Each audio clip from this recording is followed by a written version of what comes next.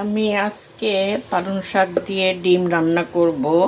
পালক পনির যেভাবে রান্না করে ঠিক সেভাবেই আমি ডিম দিয়ে রান্না করব। আমি প্রথমে পালং শাকটাকে একটু ভাপ দিয়ে নেব। পানি বসিয়ে নিয়েছি, এর মধ্যে একটুখানি লবণ দিলাম, পানিটা ফুটুক, তারপর আমি দেখাচ্ছি। এই যে আমি ছোট 2 মুঠা পালং শাক শুধু পাতাটা নিয়েছি, দেখাচ্ছি। ডিম দিয়ে পালং শাক রান্নাটা আমার মতো করে আমি রান্না করছি। এই পালং শাকটাকে আমি এই ফুটন্ত পানির মধ্যে দিয়ে দিচ্ছি। তো 2 মিনিট আমি এখানে রাখবো, 2 মিনিট রেখে এটাকে আবার আমি উঠিয়ে নিব, ঠান্ডা পানিতে দিয়ে দিব। এটা একটু ফুটুক। এটা দেখেন ফুটে উঠেছে। আমি এখন এটাকে উঠিয়ে নেব, চুলাটা অফ করে দিচ্ছি। এটাকে উঠিয়ে আমি ঠান্ডা পানিতে, এই যে এর মধ্যে ঠান্ডা পানি নিয়ে নিয়েছি, আমি ঠান্ডা পানিতে আবার এটাকে রেখে দেব।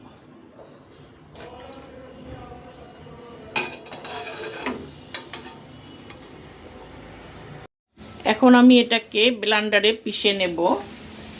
ব্লেন্ডারে দিয়ে দিচ্ছি, ব্লেন্ডার জারে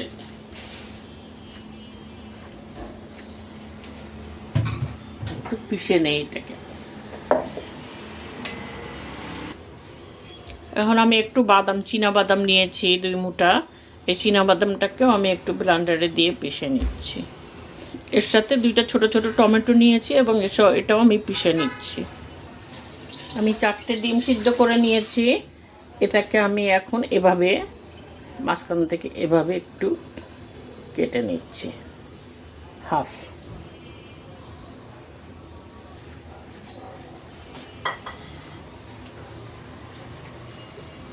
হাফভাবে একটু কেটে নিচ্ছি। এখন এটাকে আমি একটু ভেজে নেব। এটাকে আমি শুধু একটু লবণ মাখিয়ে ভেজে নেব।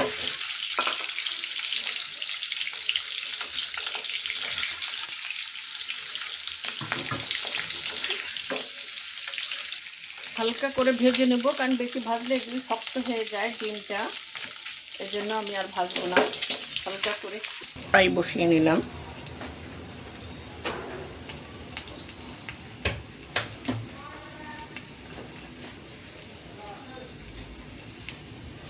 এখন আমি এর মধ্যে একটু তেল দিয়ে দিচ্ছি, সাদা তেলে দিচ্ছি।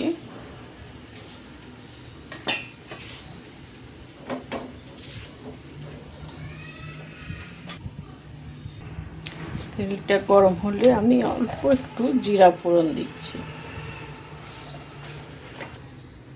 এখন আমি একটু পেঁয়াজ দিই।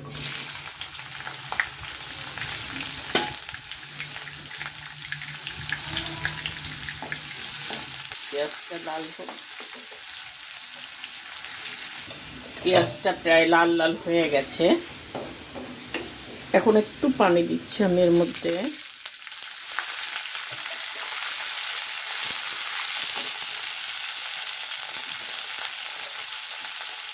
বাদামের যে পেস্টটা ছিল সেই পেস্টটাকে আমি কিছুটা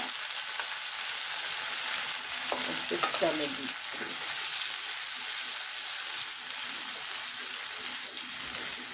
এটা একটু ভালো করে ভুনে নেই।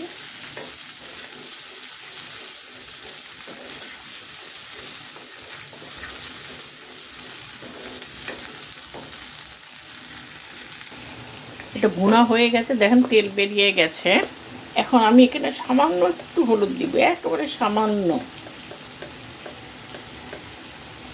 সামান্য একটু হলুদের গুঁড়া, একটু মরিচের গুঁড়া দেবো, হাফ চামচের থেকেও কম। এই যে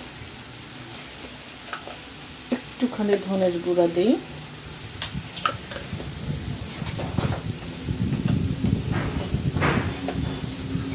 একটু জিরার গুঁড়া দিই।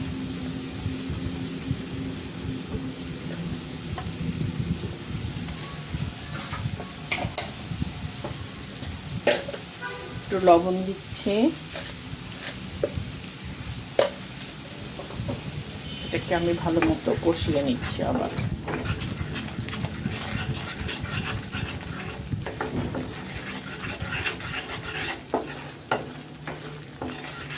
এটাও ভুনা হয়ে গেছে। এখন আমি যে শাকটা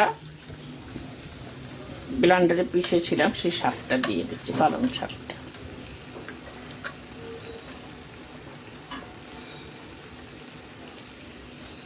একটু পানি দিয়ে পরে আমি আবার এটা দিচ্ছি। এটা একটু ভালো করে ভুনে নিচ্ছি এটার সাথে।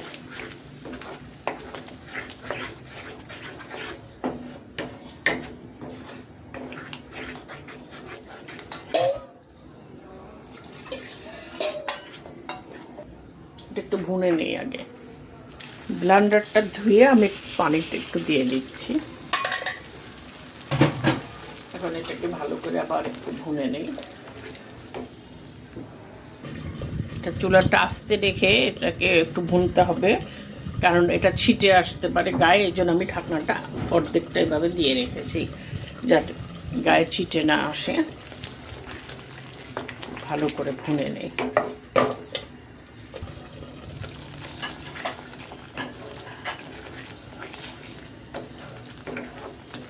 এখন আমি ডিমটা দিয়ে দিচ্ছি এটার মধ্যে।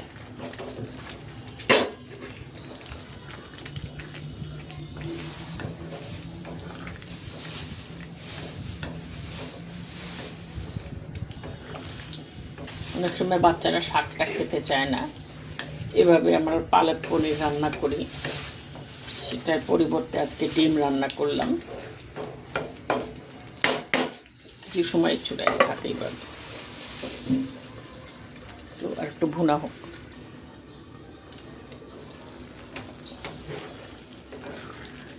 প্রায় ভুনা ভুনা হয়ে গেছে, আর একটু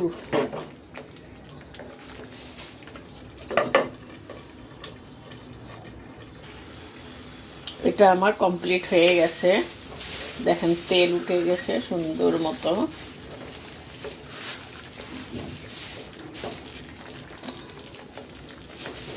এভাবে একদিন রান্না করে দেখবেন, পালং শাক দিয়ে ডিম। একটু ভিন্ন ধরনের রান্না দেখালাম। ডিমটা সবসময় তো লাল লাল লাল লাল খাচ্ছেন, এবার আবার একটু সবুজ ডিম খান।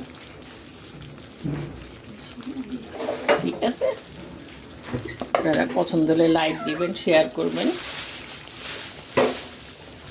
আল্লাহ হাফেজ।